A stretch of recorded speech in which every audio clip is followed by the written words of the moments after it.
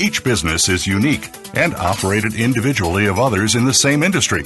What they have in common is the potential path to success. Welcome to The Second Stage with your hosts, Jeffrey Cadlick and Brendan Anderson. In today's program, we'll address the obstacles that many businesses find on that path to success and discuss what entrepreneurs and their businesses are doing to stay ahead of the curve. Now, here is Brendan Anderson and Jeffrey Cadlick. Welcome, everybody, to The Second Stage. This is kind of a special treat, Jeff, because not only am I here, but you are. We're rarely doing this as a team anymore because of too much travel, but it's exciting. We've got such a charismatic guest where we need to make sure that we can stay on top of our games. We have both of us dialing in, and that's exciting for me. How about you, Jeff? Yeah, no, it is as well. This is always fun, and it is a rare treat anymore. So we're both on our games. We're ready to go. We've got a great show lined up for you today. The topic is strategies for small businesses to find the best capital partner to fuel growth. And who better to have than Brett Hickey? Brett is the founder and CEO of Star Mountain Capital, a specialized asset management firm focused exclusively on small and mid-sized businesses as a strategic fund and direct investor. They can be followed on Twitter at Star Mountain Cap, and their website is www.starmountaincapital.com. Brett is one of those individuals that's got more energy than Brendan and I combined. Not only did he found Star Mountain Capital, but he's been heavily involved in the entrepreneurial community throughout his career, and he also has a wonderful philanthropic focus and positive community impact. He's the founder of the Star Mountain Charitable Foundation, through which he has received multiple recognitions for his efforts, including the Pathfinders to Peace Award. Board memberships include the Quebec City Conference, which we'll talk about, which Brett has shared some with me in our prior conversations. He's also on the board of governors of the Small Business Investor Alliance, of course, recognizing him for all his contributions. He is the member and former chairman of networks for the New York City chapter of the YPO, or Young Presidents Organization, board of Harvard University Entrepreneurs Alumni Association, and board of McGill University Alumni Association in New York.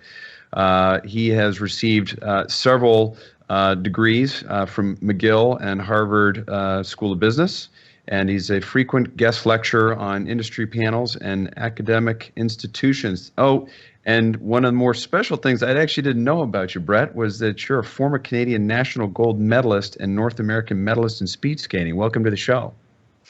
Thanks, Jeff, and thanks, Brendan. Yeah, I try not to mention the former speed skating too much, given that it is now many years back, and that encourages people to see how fast I am at different things. And people nowadays can run circles around me, though I try to get out there and stay on my game. As I was watching one of our analysts on Saturday race in a little charity run that we did here in Central Park in New York for cancer research, I was saying to myself, I can't let these young guys beat me yet. And luckily, I still beat them, but I don't know how many years left I have at that.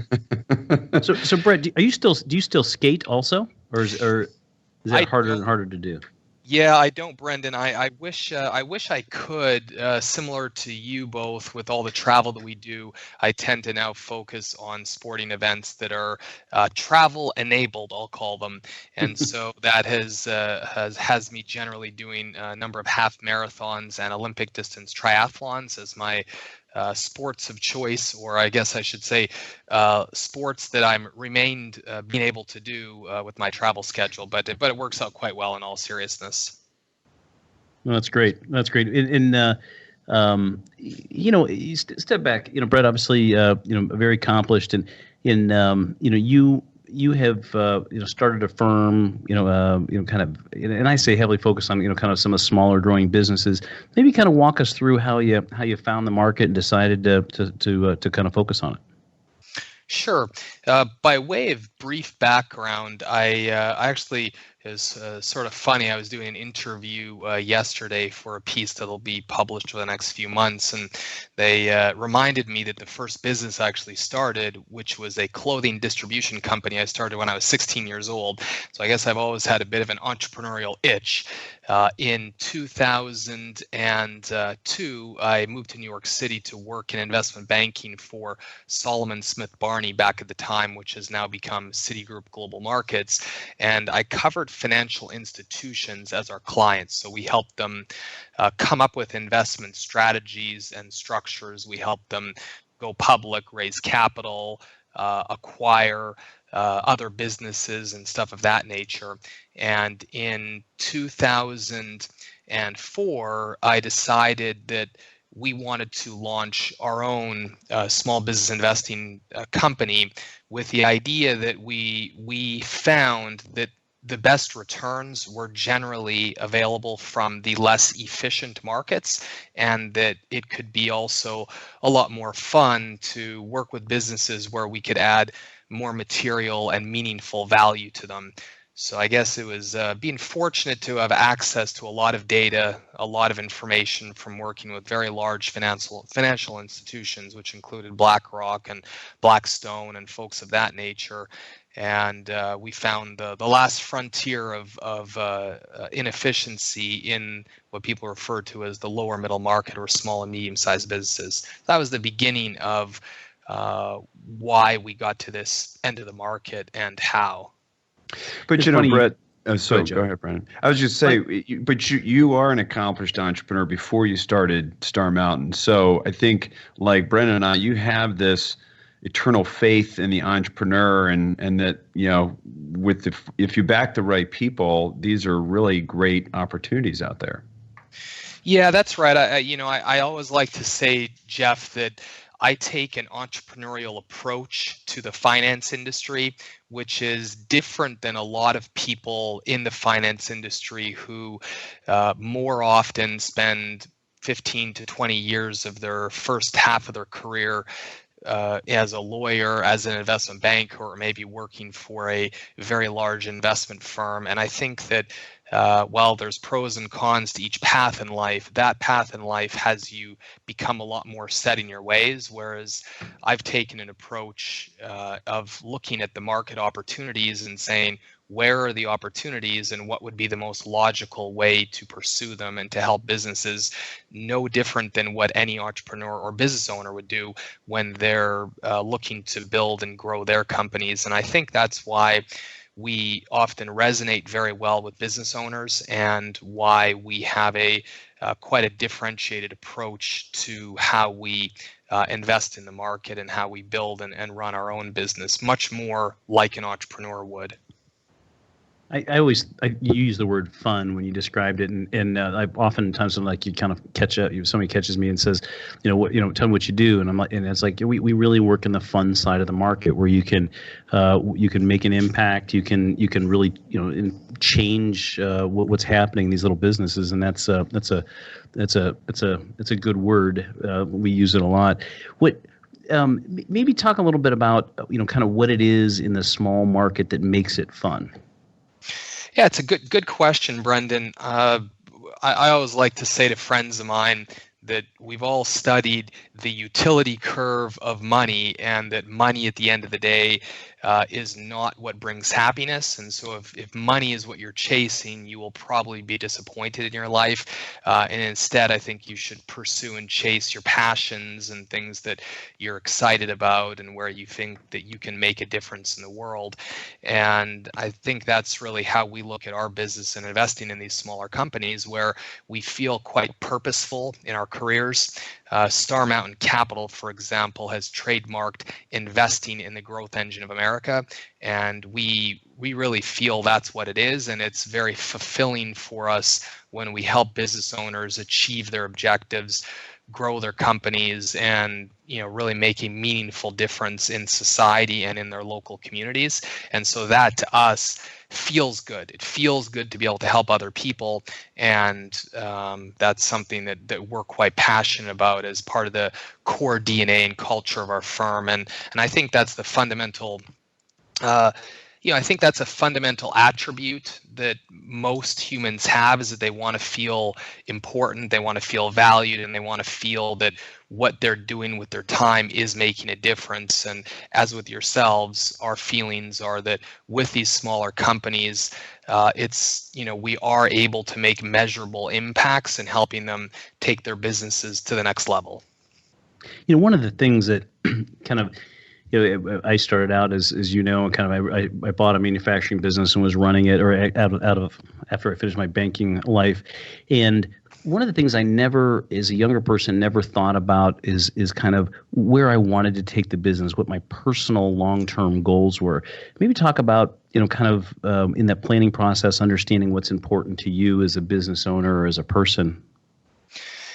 Yeah, it's a great question, and I think Brendan and Jeff, what you guys are doing here is really a fantastic service to all business owners across the country, and presumably with different folks across the world. And it's important that we all share our experiences instead of having to learn on our own sweat and tears, or you may even say blood, sweat, and tears. That a lot of the things that we've all gone through are things that other people have gone through as well. And so getting across that education is pretty important. As part of that, we have a few, key pieces of advice for business owners. I think as one suggestion, we'd have, 3 key initial things. The first thing is for business owners to really think about where they want to go and what they want to achieve, both personally and professionally. And until you can do that, you can't think about the second point, which is who would be the best type of partner to help you achieve your personal and professional goals. And I say personal in that you may want to transition your business to your family. You may want to sell your business. Those are the things I refer to as personal, because that will matter in who you're looking to bring in as a financial partner. And then that phase 2 is assessing the landscape of your financial partners, which includes assessing the type of capital that would best fit your personal and professional goals. And then the third phase, once you have done your planning of thoughtfulness, we then think is to start your reach out process, which of course has many phases to it. But we find that people often run to phase 3 because they're anxious to get going and quickly get the money, where they don't think enough about their planning and their own personal and professional objectives so that they can then really find the right business. When you think about, and I notice you're a member of YPO, and I've been an EO for a long time, and in a weird way, when you're younger or you first have a business, you just assume you want to grow, you assume you want to kind of become this massive company, and then something happens or whatever. What is it what is it you see the best resource for these entrepreneurs to figure out what they want to do with their business? Yeah, that's a very good question. I actually, as well, Brendan, did start in the Entrepreneurs Organization as well, and was on the board here in the New York City chapter. Oh, that's right. And I think I joined, it might have been back in 2005, I want to say, which is 11 years back now. It's amazing how time flies. In 2008, I joined the Young Presidents Organization as well, and for 2 years, I actually stayed in both. And as you would know, they're relatively similar. And what I found is that they each gave me something different. The Entrepreneurs Organization, as is implied with the name entrepreneur, were more business owners and on average smaller companies. And I found them really smart and tactful at stretching a dollar, at saying, how do I take my limited resources, but those limited resources being very important to me, and how do I really maximize the value with them? What I found the Young Presidents Organization better at is maybe a slightly larger business and the different needs that the businesses have there, which is, how do I professionalize my business to the next level? How do I think about building my board of directors and other things of that nature? And they're probably not as good about stretching a small budget or leveraging it, but might be better with certain higher level, more strategic things. So I think those organizations are both fantastic and probably leading organizations. Vistage is another organization that is another similar business model and a for-profit ran capacity, I believe, whereas the Young Presidents Organization and the Entrepreneurs Organization are nonprofit organizations.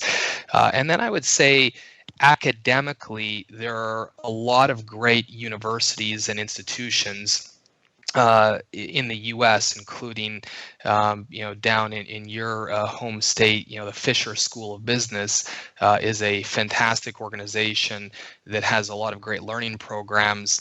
Harvard Business School is one that I chose to go to with an executive program that they run for business owners only. And Harvard Business School has a lot of different programs for different type of business owners and people at different stages of business that I think are really fabulous and offer a lot of great ways to learn.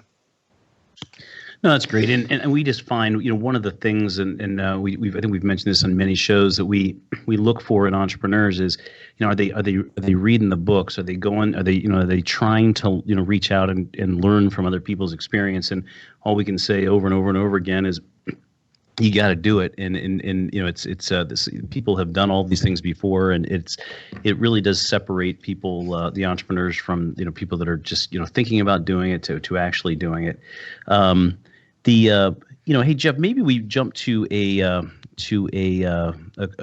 break, and when we come back, we kind of walk through Brett's second stage, which is how to find the best partner and what those partners look like, and the types of capital and that sort of thing. If that makes sense, Jeff. That sounds good to me. You are with the second stage and our guest, Brett Hickey, founder and CEO of Star Mountain Capital. Can be followed on Twitter at Star Mountain Capital, on a website, www.starmountaincapital.com. And we are talking about strategies for small businesses to find the best capital partner to fuel growth. Thanks for tuning in to the second stage. Find out what's happening on the Voice America Talk Radio Network by keeping up with us on Twitter. You can find us at Voice America TRN. This is Davis Love III, Ryder Cup captain and Team McGladrey member. McGladrey is about building relationships. That's the kind of team I want to be a part of. A team that builds deep understanding of each client's vision and unique way of doing business. The same attributes I look for in the partners I choose. It's this understanding that enables you and me to make confident decisions. When you trust the advice you're getting, you know your next move is the right move. This is the power of being understood. This is McGladrey. Assurance Tax Consulting. Many industries have been revolutionized by technology in the last decade. Books, music, TV, communications, and now it's happening to our money and the way we pay. Tune in to Breaking Banks with Brett King for a look at how technology and customer behavior will bring about more changes in banking in the next 10 years than in the last 200 years. Listen every Thursday at 3 p.m. Eastern Time, noon Pacific on Voice America Business Channel or on AM 1160 The Voice. You'll never look at your bank account the same again. If you want to learn how to be a better leader, increase your level of business performance, and motivate your team and organization more effectively, listen for Performing at Your Best, Mindset Evolution with Luis Vicente Garcia. Luis Vicente and his guests will share their expertise and enthusiasm in helping you to succeed. It's combining that drive with business skills that will do just that. Tune in live every Tuesday at 6 p.m. Eastern Time, 3 p.m. Pacific Time on the Voice America Business Channel. From the boardroom to you, Voice America Business Network.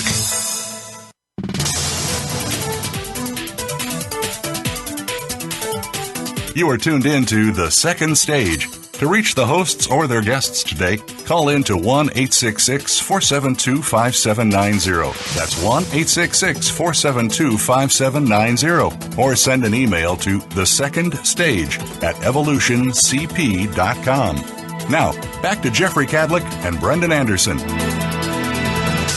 Welcome back to the show, The Second Stage. This is Jeff Cadlick, and I'm here with my partner, Brendan Anderson. We're talking about strategies for small businesses to find the best capital partner to fuel growth. Our guest this afternoon is Brett Hickey, founder and CEO of Star Mountain Capital, a specialized asset management firm focused exclusively on small and mid-sized businesses as a strategic fund and direct investor. You can find Brett on Twitter at Brett Hickey SMC, and you can find Star Mountain Capital also on Twitter at starmountaincapital.com. Want to thank our sponsor, RSM, formerly McGladrey, the leading provider of assurance, tax, and consulting services focused on small and mid-sized businesses nationwide, with more than 6,700 people in 75 U.S. cities.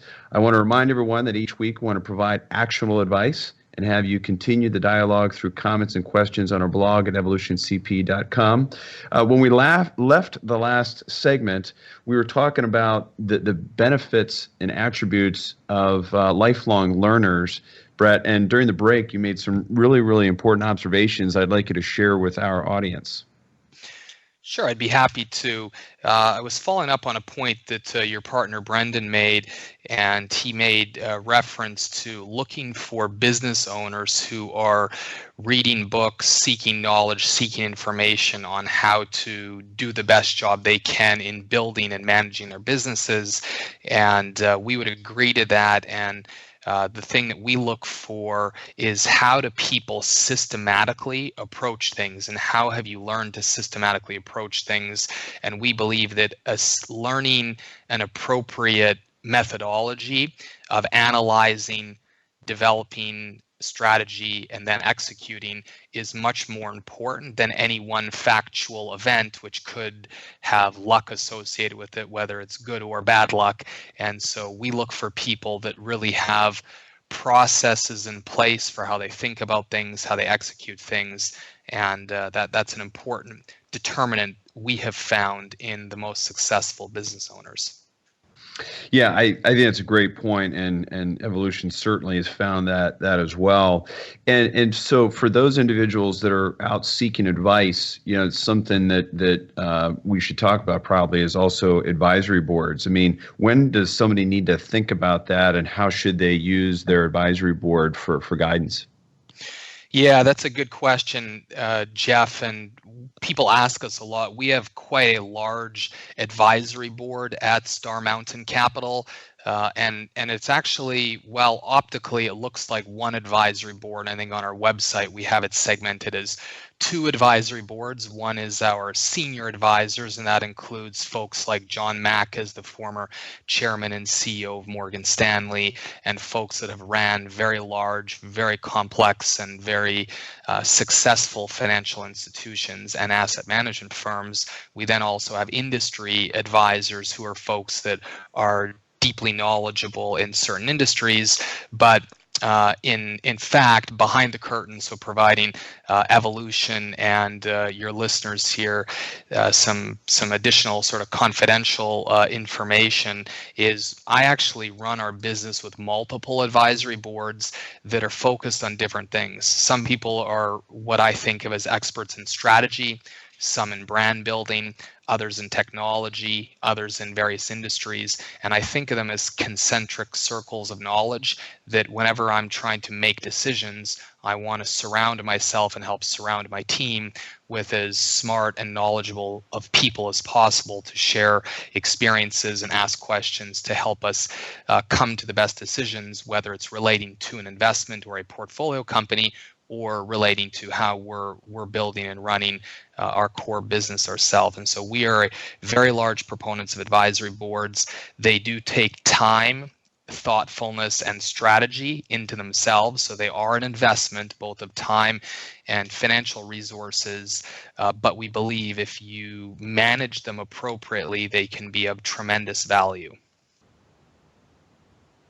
No, hey, Brett, go ahead, let me jump in there. So, Brett, let's say that you're a young entrepreneur or an old entrepreneur, but you run a small business, and obviously, you get to your size and you can attract some big names, and obviously, maybe kind of help out an entrepreneur that's understanding. God, I run a $5 million manufacturing business. How can I find advisors, and how can I find people to help me do this?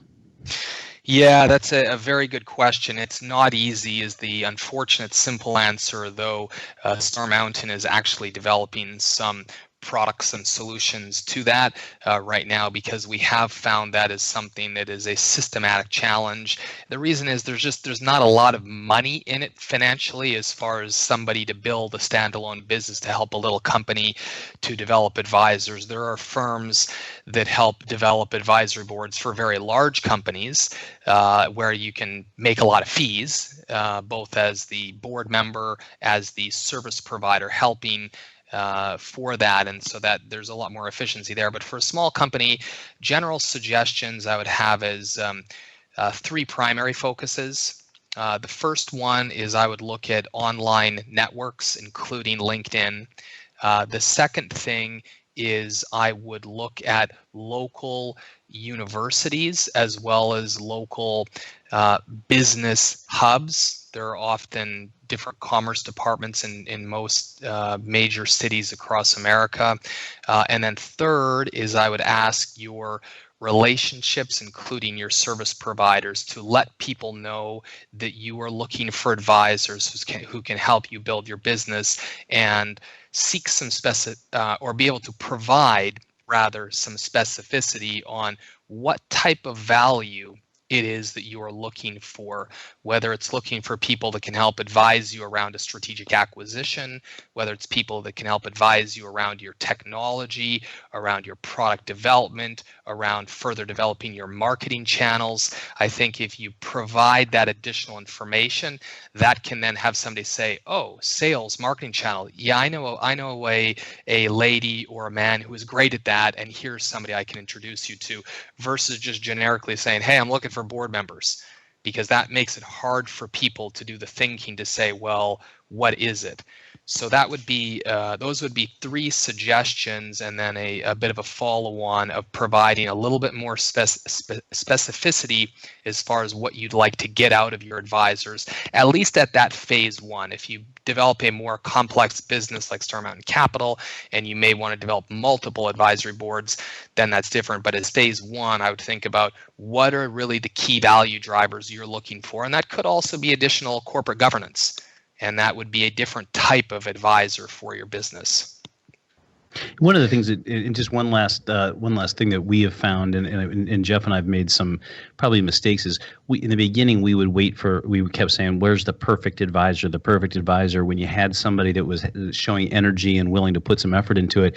And what we found, and especially in some of the smaller companies, is that, if you have somebody willing to put effort into it and work hard, it's like, in the smaller end of the world, that goes a long way. So we've been inclined more to just say, look, if you can find people like that, you put them on the board, you use you see what they're willing to do, and sometimes it's been wonderful. But yeah, I think waiting for perfection is probably a long wait, and one that you may be maybe one of your final waiting moments on earth.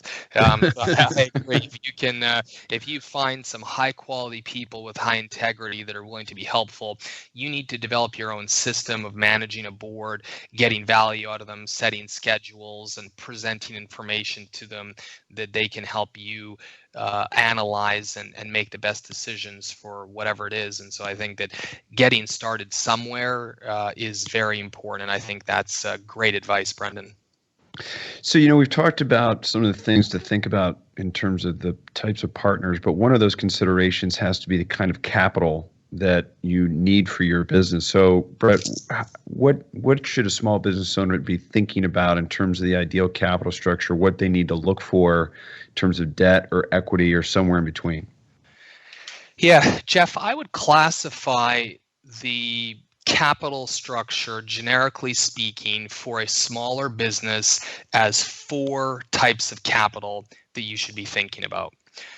The first type of capital, which I'll start with the lowest cost of capital, which is probably something of value to people on the phone and to different business owners, which is senior debt and senior capital, which can often come from a commercial bank, but not always. There are many different forms and sources of alternative lenders available today.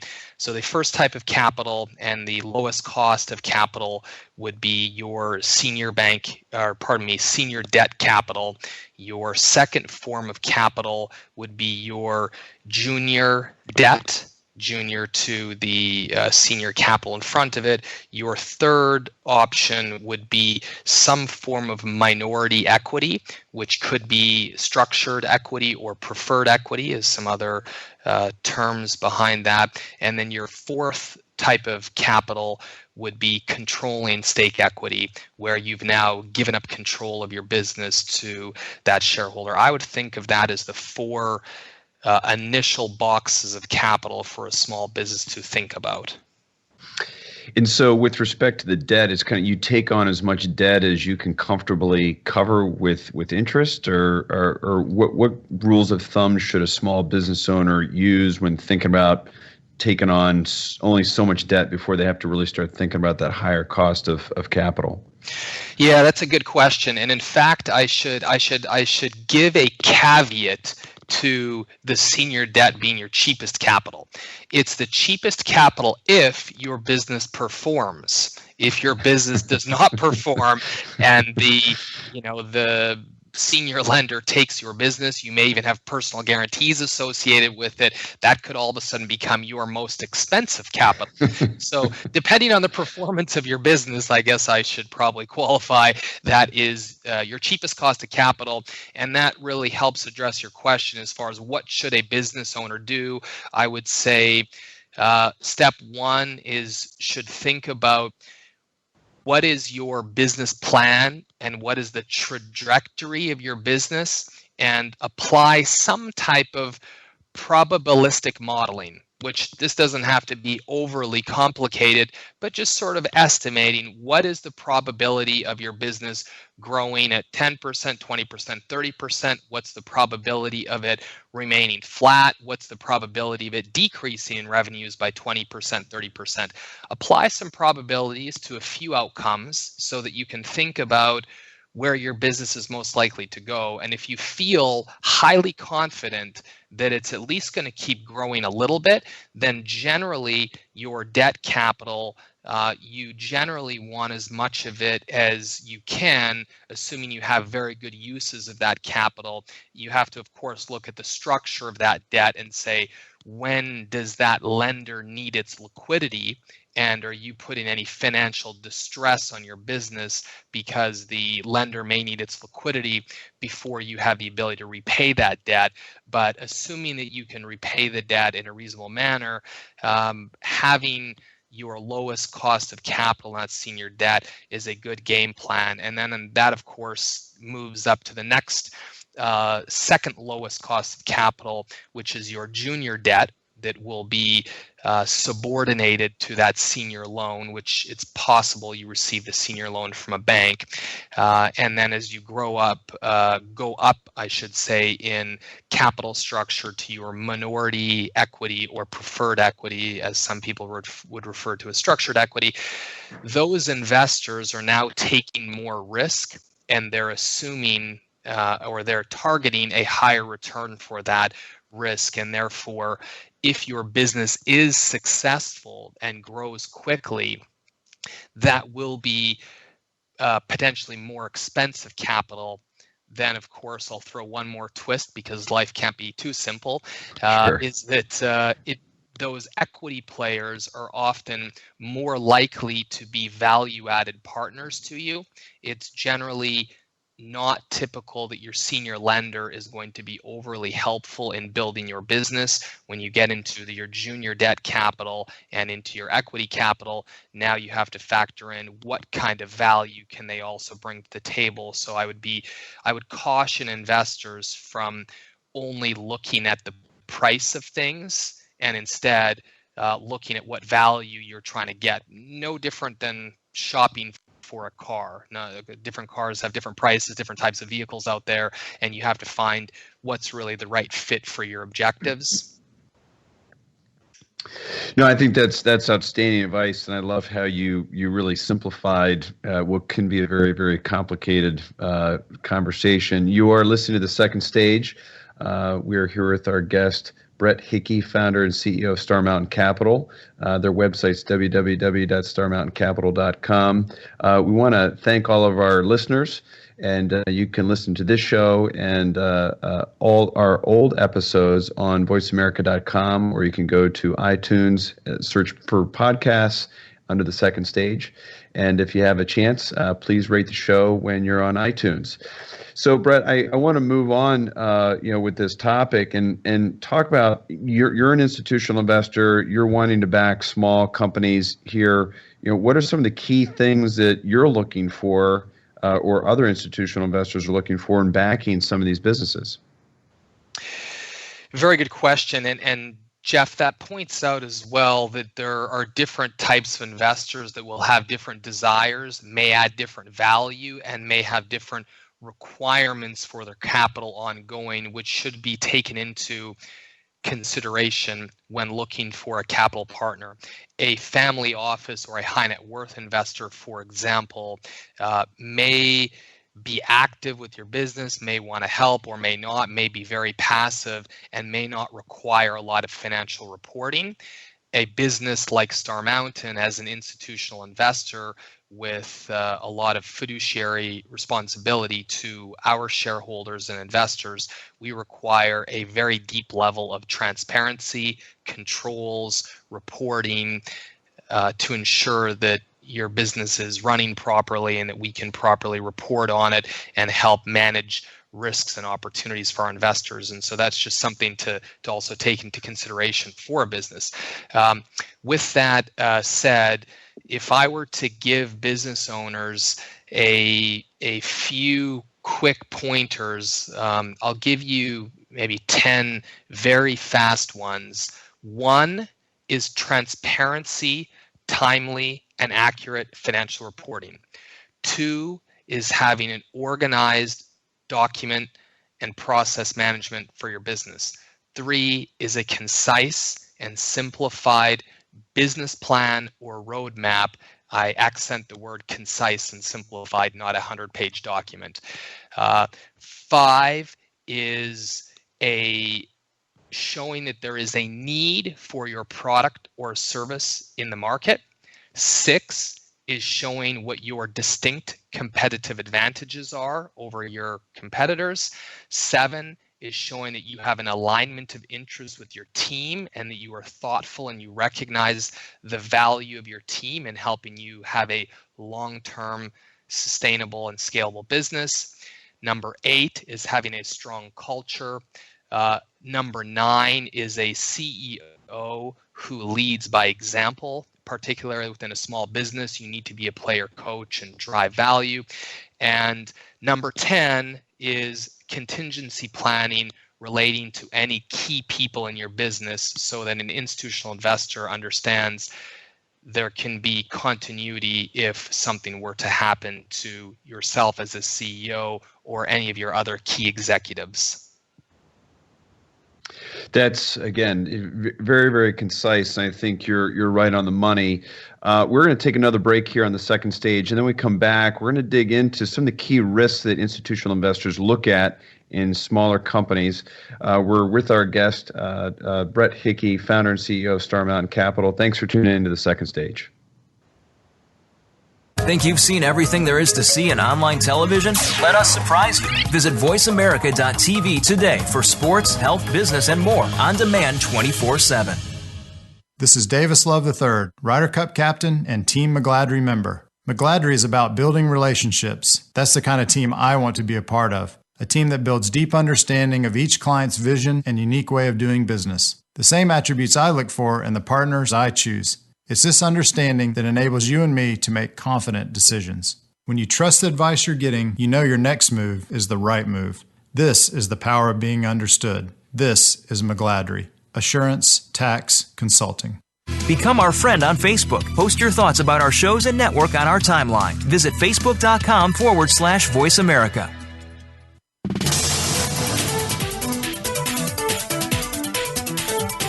You are tuned in to The Second Stage. To reach the hosts or their guests today, call in to 1-866-472-5790. That's 1-866-472-5790. Or send an email to thesecondstage@evolutioncp.com.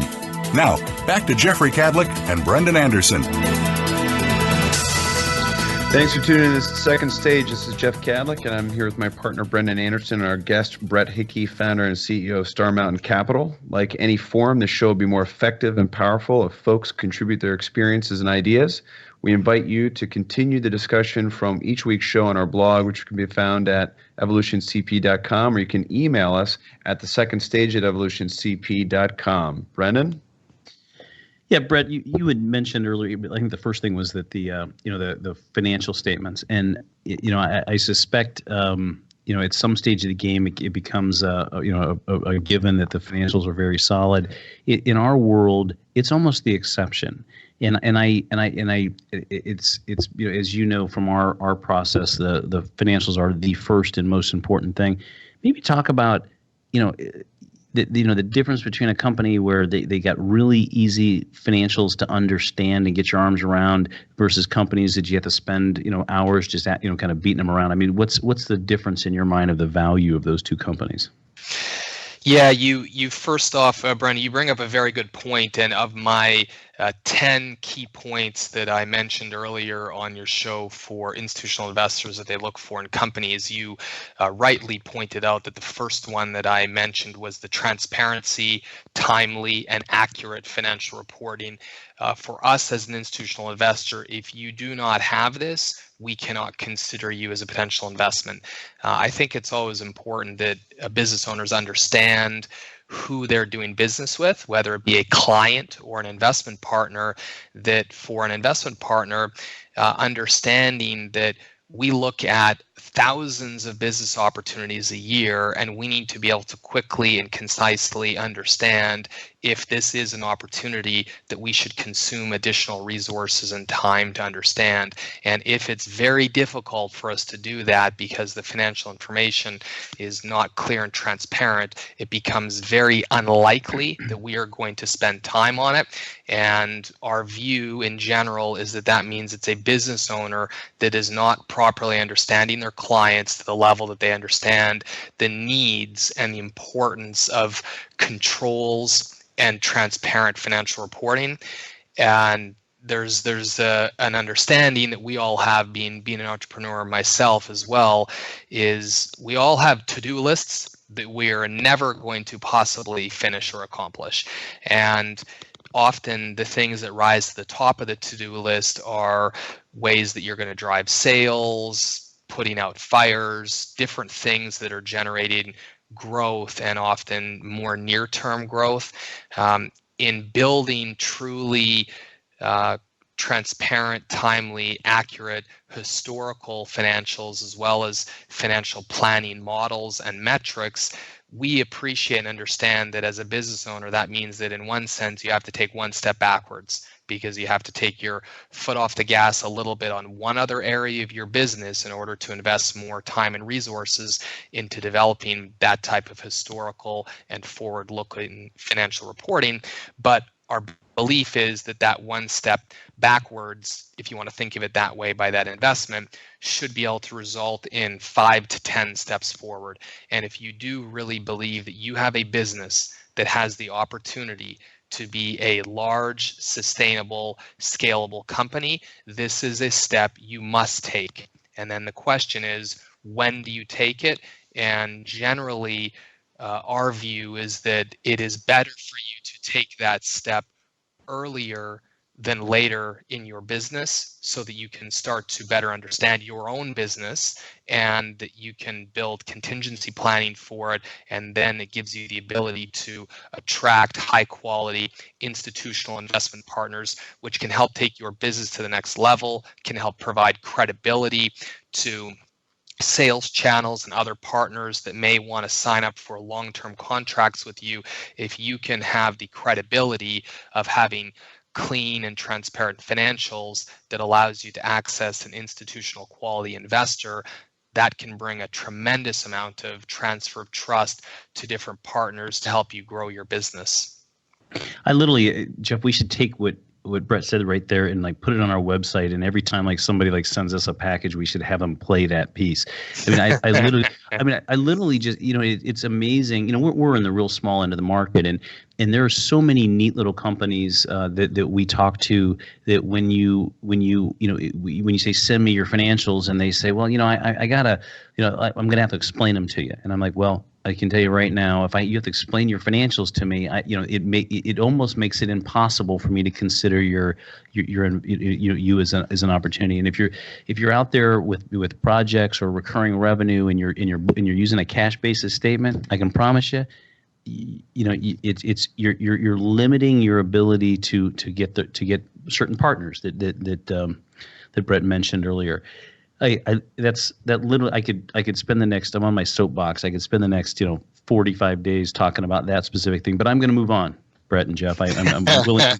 I'm capable of doing it, but it literally. Listen, everybody, it is really, really important stuff. Maybe move on to like depth of management. I think most people, and I was in this ballpark too. You're like, wait a minute, I got it. It's all here. I can sell. I can do everything. But and then apparently you realize that that's not what people are listening for. Yeah, depth of management is another one that is a real investment in your business. And I think everybody has succumbed to the fact in life that we cannot scale time, no matter how creative we are or intelligent, that we all have 24 hours in our day, and we can only accomplish so much in that. And as a result of that, if you really want to scale your business, you do have to build a high quality management team. And our view is that that's not only important for scaling your business, but it's also important for the sustainability of your company, which is important to the valuation of your company. And it's important, presumably, to the extent you have family or dependents, it's important to them as well. If something were to happen to you, most people, I presume, would want to help protect their family, though I would say for smaller businesses, very few of them truly have enough depth of management in their company that could withstand something material happening to them and their business and family and all of the people that may have sacrificed a lot along the journey of helping you build your business, that they're often not in a position where they're actually taken care of. And I think that investment in management team, if done the right way, is again something that probably means you're taking your foot off the gas in sales and marketing and other aspects of your business. But again, it's something that should allow you then to build a business that's 3 times, 5 times, maybe more in value and in size. And so hopefully that is a smart investment of time, both thinking about the upside as well as the downside protection of your business. And certainly something that shows mindfulness when you're speaking with an institutional investor or when you're speaking with any other type of large strategic partner, whether it's Walmart, who you're looking to sell your widgets with on their shelves, they're going to want to see that you have a sustainable business and business model in place. I think it's crazy. I think again, as we've seen, invested in wonderful little companies, it's not only having a management team, but it's about the continuity and the culture, and that sounds so Zen, but it's a fact. Maybe talk about not only do you have to have a great team, but you gotta work as one. Yeah, and one point that's interesting for business owners that we see them get stuck up on many times is this feeling to holding on to somewhat of a fictitious number. The fictitious number being what percentage of your business you own. Now, that number may matter for control. So let's say that maybe 51% and that threshold makes a difference, but presumably you have 49 other percent that you might be able to play with. And of course, structurally, you can provide economics to other people that are non-voting economics. So you could dilute yourself further than that. We view a lot of business owners thinking a lot about how much of the business do I own versus what is the value within the business that I own, which should be the question, right? You can own 20% of a business that's worth $100 million, and therefore that's a $20 million valuation, or own 100% of a business worth $10 million. And I would argue that not only is that $20 million value of the larger company more valuable, but it's probably also more sustainable and can weather downturns more. And so at Star Mountain Capital, for example, I recently hired a full-time president who had formerly ran as the CEO 2 publicly traded asset management firms and was also the head of Bank of America's global private equity business, running an approximately a $10 billion portfolio of alternative investment assets. And I did that to build longer-term sustainable value and depth in our business, which helps show to our investors what we're doing as well. So while I'm sitting here providing thoughts and sharing stories and suggestions for business owners. I would like to say that I am drinking my own Kool-Aid as well, because I think that's important in life. It's often easy to give advice to others, but I do fundamentally believe in this, and I do believe that the value that we have created in Star Mountain Capital, while I have diluted myself, I have built a much stronger management team that gives us a much stronger, more scalable, and more sustainable business. And so that would be, one thing I would, just suggest that business owners think about, because we often see that as a bit of I'll call it a mental impediment as far as why they don't bring other high quality people onto their team, or they don't align them in the right way. And Jeff, to your question of culture is critical. When I started in the executive program at Harvard Business School, they made us rank 10 things, and they were all important things, as you can imagine. Growth of your business, profitability, different things like that. And culture was one of them. And they said, you don't have to rank these in 1 to 10.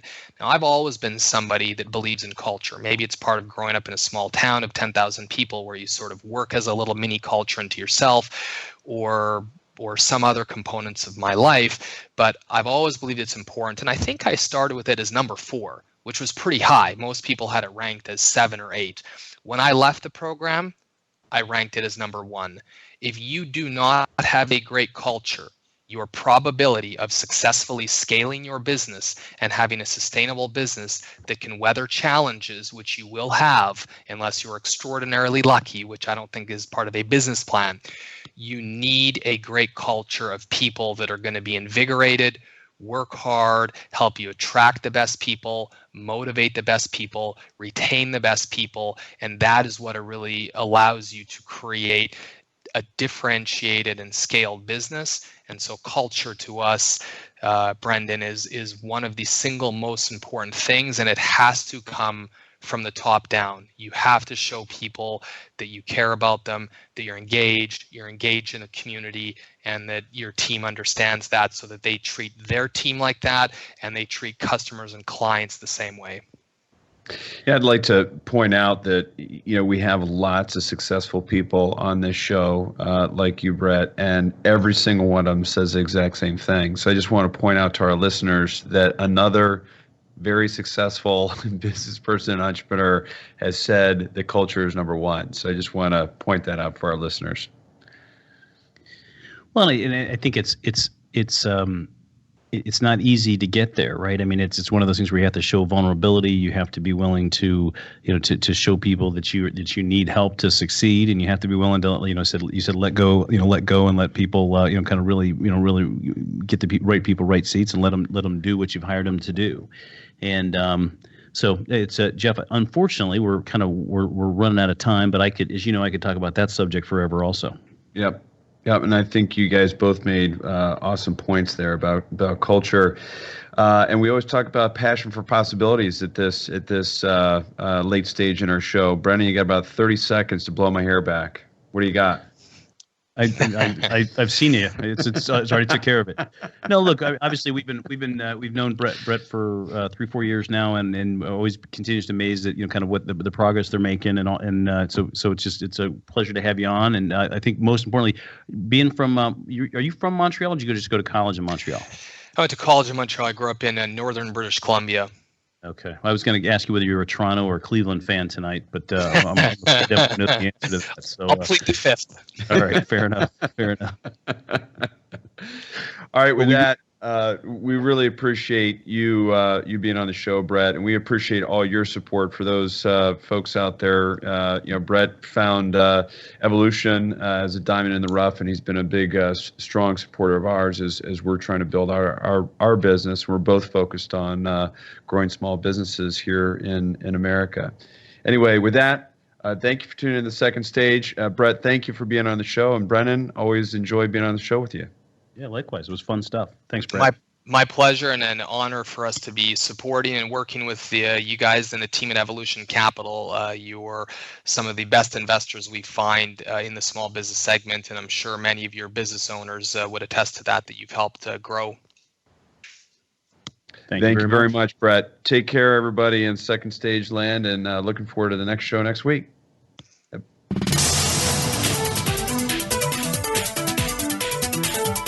Thank you for tuning in this week to The Second Stage. Please join Jeffrey Cadlick and Brendan Anderson again next Monday afternoon at 2 p.m. Pacific Time, 5 p.m. Eastern Time on the Voice America Business Channel. And have a successful week.